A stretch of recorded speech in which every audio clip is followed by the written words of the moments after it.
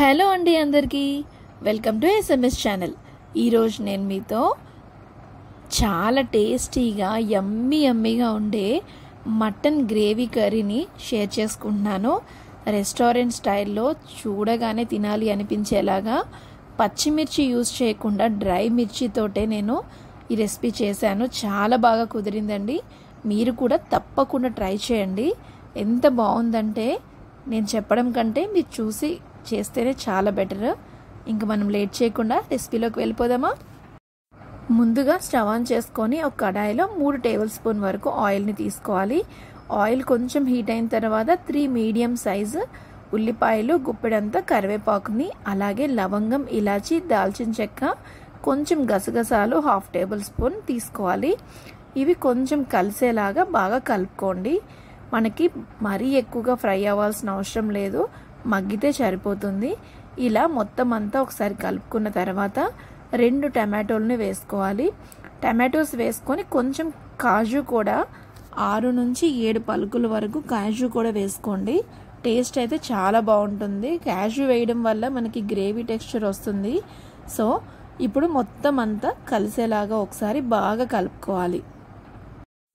ఇప్పుడు దీంట్లోనే 5 వెల్లుల్లి రెబ్బల్ని కూడా వేసేసుకోవాలి. ఫ్లేవర్ చాలా బాగుంటుంది. కాజు ఒకటి, వెల్లుల్లి ఒకటి మనం పేస్ట్ లాగా ప్రిపేర్ చేస్తే ఆ ఫ్లేవర్ టెక్స్చర్ చాలా బాగుంటుందండి కర్రీస్లో. ఎస్పెషల్గా నాన్ వెజ్ కర్రీస్కి చాలా బాగుంటుంది. ఇప్పుడు నేను ఇక్కడ ముందుగా డ్రై మిర్చిని బాయిల్ చేసుకొని పెట్టుకున్నాను. ఈ డ్రై మిర్చిని మీకు కారంకి తగినంతగా బాయిల్ చేసుకొని పెట్టుకోవాలి. ఇప్పుడు ఆ బాయిల్ వాటర్ని దీంట్లో వేసేసుకొని లిడ్ క్లోజ్ చేసుకొని 5 to 10 మినిట్స్ పాటు మరిగించుకోవాలి. మనకి వాటర్ రోల్ బాయిల్ అయ్యేంత వరకు మరిగితే చాలా బాగుంటుంది.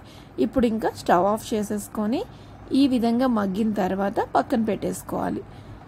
ఇప్పుడు మనం కర్రీకి ఎలా ప్రిపేర్ చేసుకోవాలో చూసుకుందాం.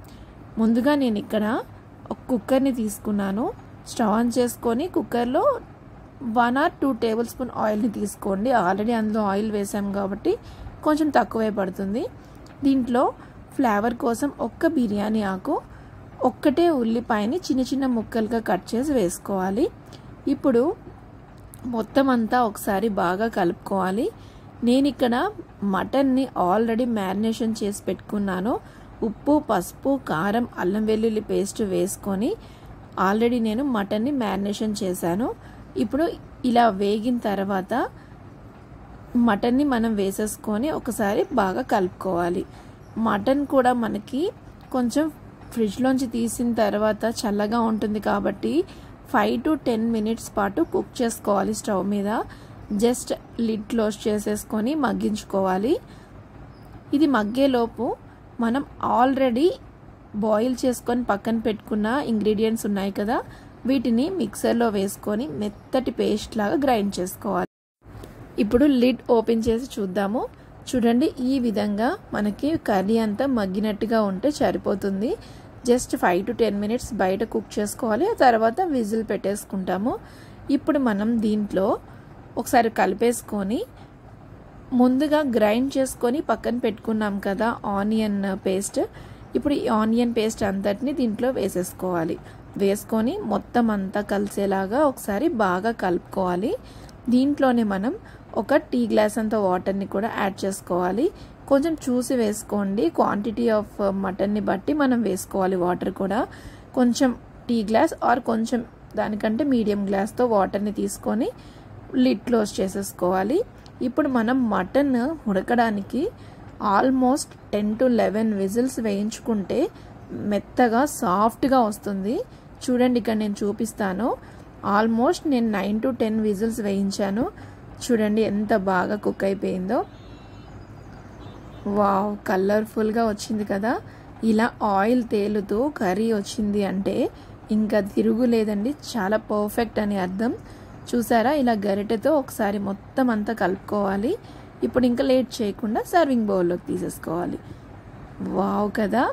ఫైనల్లీ మనం కొత్తిమీర అలాగే బటర్తో గార్నిష్ చేసుకుంటే చాలా చాలా బాగుందండి. టేస్ట్ అయితే మా పిల్లలు, మా వారు చాలా ఎంజాయ్ చేశారు. బాగా నచ్చింది.